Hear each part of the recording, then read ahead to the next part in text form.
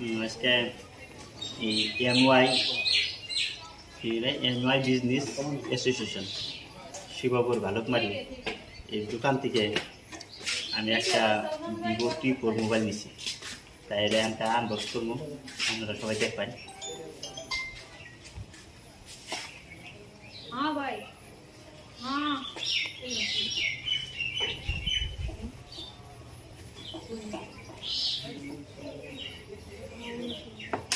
कर रही हूँ, नहीं जा रहा है, रुको मैं भाभी से देखता हूँ। दो बार बार कर रही हूँ, नहीं जा रहा है। अभी उसने फोन पे नंबर दिया, उसमें देख के देखता हूँ।